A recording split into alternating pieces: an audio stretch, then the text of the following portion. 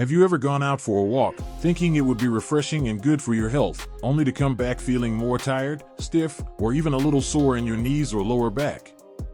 Walking is supposed to be one of the safest and simplest exercises we can do, especially after 60, but here's the truth: the way you walk matters just as much as the fact that you walk. If we do it wrong, step after step, day after day, it can quietly wear down our joints, strain our muscles, and even increase our risk of falling. But the good news is this: with just a few simple changes, walking can once again become a safe, powerful tool to keep you strong, balanced, and energized. Today, we're going to talk about 5 ways to make your walks not only safer but also more effective at building strength and confidence in your body. And don't worry, these aren't complicated exercises or anything that requires special equipment. They're small adjustments you can start using on your very next walk, and over time, they can make a world of difference. Let's start with something that may sound simple but is often overlooked: posture. After 60, many of us naturally begin to lean forward a bit when we walk. Maybe it's because our back muscles aren't as strong as they once were, or perhaps years of sitting have caused our shoulders to round. Whatever the reason, this forward lean shifts more pressure onto our knees and lower back, and it can throw off our balance, making us more likely to trip. Imagine a tall tree that starts to tilt. Over time, gravity does the rest. But if that tree is supported, it stands strong. The same goes for us. When you walk, think about lifting yourself tall, as though there's a string gently pulling you up from the crown of your head. Keep your shoulders relaxed, not stiff, and let your chest open up. Your eyes should look forward, not down at your feet. This little adjustment may feel unusual at first, but it instantly lightens the load on your spine and joints, and it helps you breathe better too. In fact, you will probably notice you take fuller breaths when your posture is upright, which means more oxygen and more energy. Now, posture is the foundation, but what about the way we step? Many people walk with heavy steps, almost stomping, without even realizing it. Over time, this can pound the knees, hips, and ankles, wearing them down like shoes that have been walked on too hard. Instead, aim for a lighter, rolling step. Place your heel down first, then roll through the middle of your foot, and finally push off gently with your toes. Think of it like gliding rather than stomping. It might feel subtle, but this smoother step helps absorb impact, keeps your joints healthier, and gives your walk a more natural rhythm. Here's a quick way to test it. The next time you walk across the room, listen to your own footsteps. Are they loud, almost like little thuds? If so, try softening them. The quieter you are, the kinder you're being to your joints. Of course, we can't talk about walking safely without mentioning footwear. Shoes are like tires on a car. They're the only thing between you and the ground, and if they're not right, everything else gets thrown off. Too many people after 60 hold onto old shoes for too long, even when the soles are worn down or the cushioning is gone. The trouble is, without support, your feet have to work harder, which can throw off your knees, hips, and even your back. A good walking shoe doesn't have to be expensive, but it should feel snug around the heel, roomy enough in the toes, and have enough cushioning to absorb impact. Pay attention to how your shoes make you feel after a walk. Do your feet ache? Do your knees feel more sore than usual? That's often a sign your shoes aren't giving you the support you need. And here's a tip: don't just wear any old sneakers that have been sitting in the closet for 10 years. Even if they look fine, the cushioning inside can break down over time. Think of your shoes as part of your health investment, because they really are. Another key to safe walking is pace. Sometimes, people think they have to walk fast to get benefits, but rushing can do more harm than good. If your steps are too quick, you might lose balance more easily or put extra strain on your joints. Instead, focus on finding a comfortable, steady rhythm, one that lets you breathe easily and hold a conversation without gasping for air. Walking should feel like a gentle challenge, not a race. And here's something interesting: studies show that when we walk at a pace that feels natural and enjoyable, we're more likely to stick with it long term. That means more consistency, and in the end, consistency is what really brings results.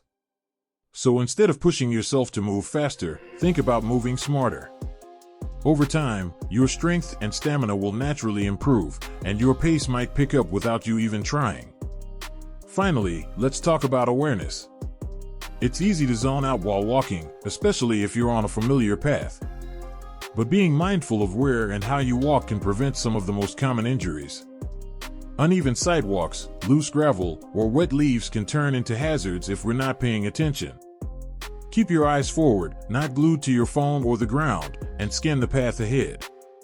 Think of it like driving. You want to look out for potential bumps in the road before you reach them. Staying aware not only keeps you safe, but also engages your brain, helping with memory and alertness too. So, when you put all these first steps together, posture, lighter steps, supportive shoes, pacing yourself, and staying aware, walking becomes more than just moving from one place to another. It becomes a way to strengthen your body, protect your joints, and feel more confident with every stride. When you think about walking as just moving your legs forward, it feels simple. But as we age, walking becomes less about speed and more about balance, safety, and strength. The truth is, a single misstep can change so much in our lives. That's why it's so important to pay attention not just to how far or how long we walk, but how we walk. Small adjustments can make a huge difference in protecting your joints and preventing accidents. One of the most overlooked parts of safe walking after 60 is the way we position our feet. Many people shuffle their steps without realizing it. Maybe you've caught yourself dragging your feet, especially if you feel tired or when the floor is smooth. The problem with this habit is that it increases the chance of tripping over even the tiniest uneven spot, like a crack in the sidewalk or a rug edge at home. Instead, try to lift your feet just a little higher with each step, letting your heel land first and then rolling forward gently. Think of your foot like a rocking chair, heel to toe, smooth and steady. This simple habit not only prevents tripping but also strengthens the muscles in your ankles and calves, which are essential for keeping your balance strong. Now, let's talk about posture. Walking hunched over is more common than you might think, especially if you're used to looking down at your feet to make sure you don't stumble. But here's the secret: looking down constantly can actually make you less stable, not more. It throws your balance forward and puts pressure on your lower back and hips. Instead, imagine a string pulling the crown of your head gently toward the sky. Keep your shoulders relaxed, your chest open, and your gaze a few steps ahead, not straight down. This small shift not only improves your balance but also makes breathing easier. When your chest is open, your lungs have more room to expand, giving you more oxygen and more energy as you walk. Another tip that often surprises people is the role of your arms. Many of us don't think about our arms when we walk. We let them hang, or we clutch them tightly by our sides, especially if we feel unsure. But your arms are like your body's natural stabilizers. When you swing them gently, opposite arm to opposite leg, it helps keep your body aligned and reduces the pressure on your hips and knees. Try paying attention to this next time you walk. Let your arms move freely, not stiff but not exaggerated either, just enough to help your body find its rhythm. It may feel odd at first if you're not used to it, but with time, it'll feel natural and you'll notice you move more smoothly.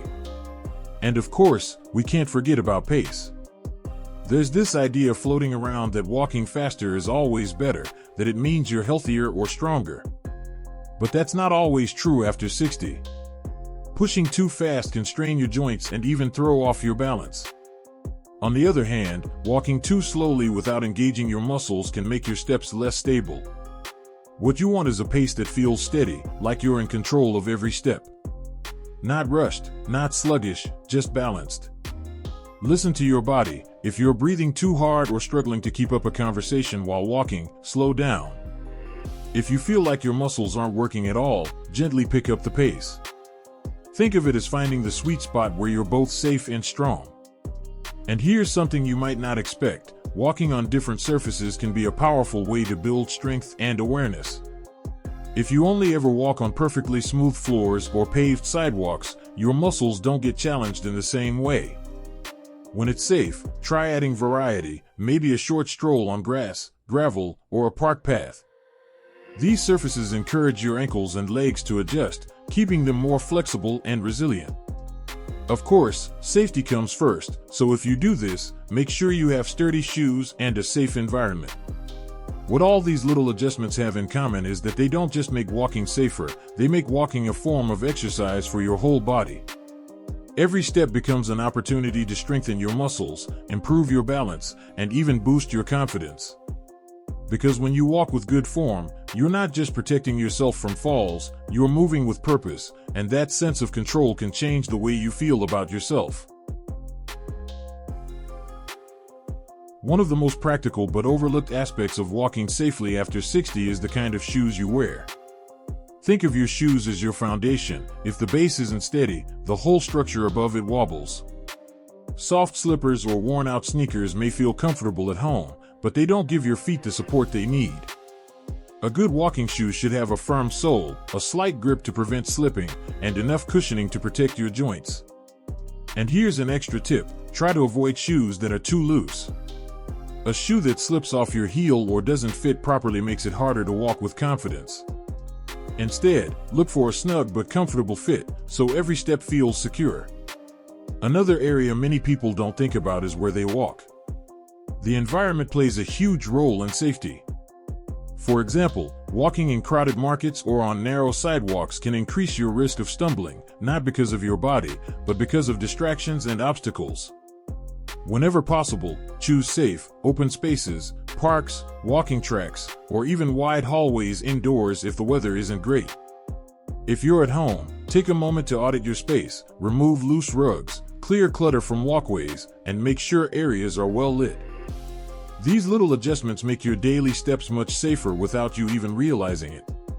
Now, let's talk about one of the biggest fears people have as they age: falling. It's true that falls are one of the leading causes of injury after 60.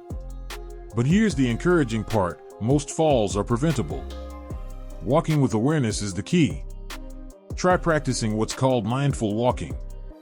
That means you're not just moving automatically, but actually paying attention to each step, how your foot lands, how your body feels, how balanced you are. Even a few minutes a day of walking with focus can train your brain and body to move more steadily. It may sound simple, but this habit can drastically reduce your risk of falling. And finally, don't underestimate the emotional side of walking. Walking isn't just about your legs or your balance, it's also about your spirit. For many people, walking becomes a time of reflection, connection, or even joy.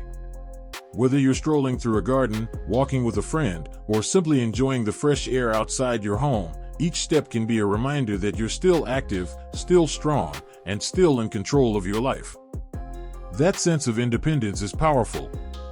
It lifts your mood, sharpens your mind, and gives you confidence to keep moving forward, literally and figuratively.